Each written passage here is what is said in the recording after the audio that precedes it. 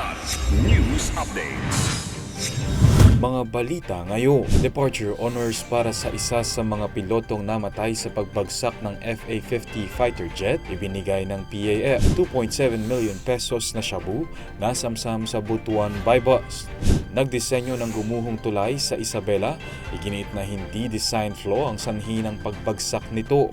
Ako po si Cesar Soriano para ihatid ang mga nangungunang mga balita sa buong kapuluan.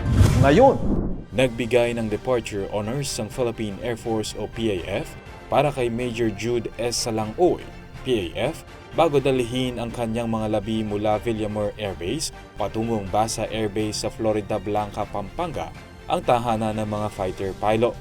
Pinangunahan ni PAF Commanding General Lieutenant General Arthur M. Cordora ang seremonya, kasama ang iba pang opisyal, pamilya ng nasawi at mga kapwa sundalo.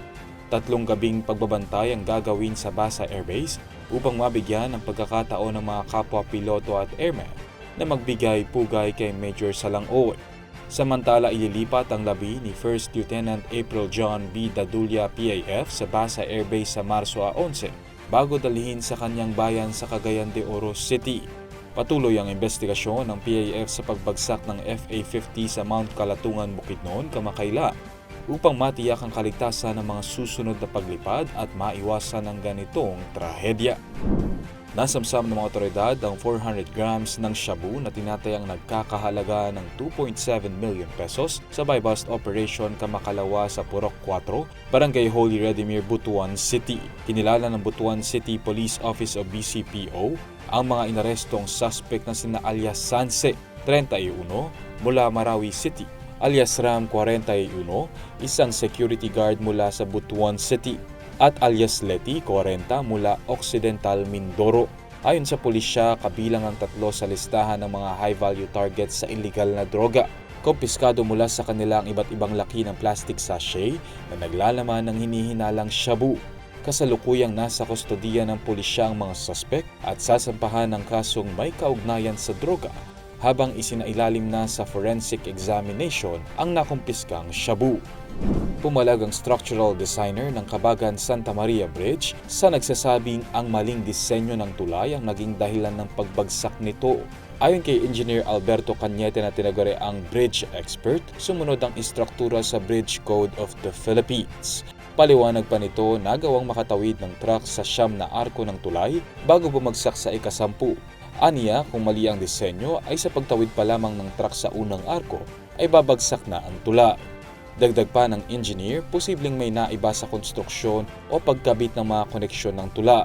Malaki rin umano ang tsansa na overloaded ang truck kaya hindi ito kinaya ng tulay. Una nang sinabi ni Pangulong Ferdinand Marcos Jr. sa kanyang pagbisita sa gumuhong tulay na design flaw ang sanhi ng insidente. Para sa Kidlat News Channel, ako si Renzel Lenon, nag-uula. In thy name. In thy name. In thy name. In thy name. In thy name. In thy name. In thy name. In thy name. In thy name. Showing po ito nationwide po yan. See you. God bless po. Sana supportahan. Lord, conquer my fear, faith, and trust in you. Now sustain me to persevere. At commit myself to this missionary life. Pinapabigay po.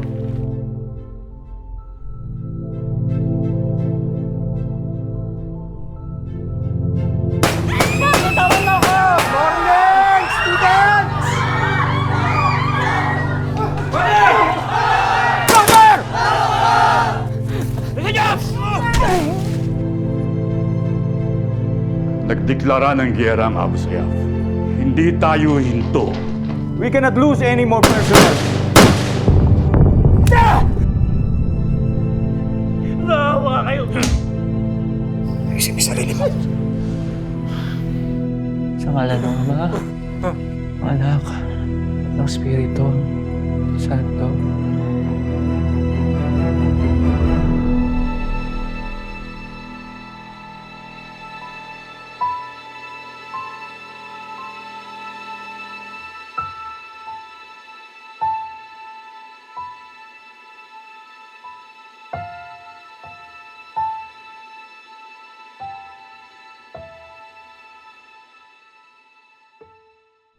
Ako po si Cesar Soriano kasama nyo sa bawat pagputo ng balita.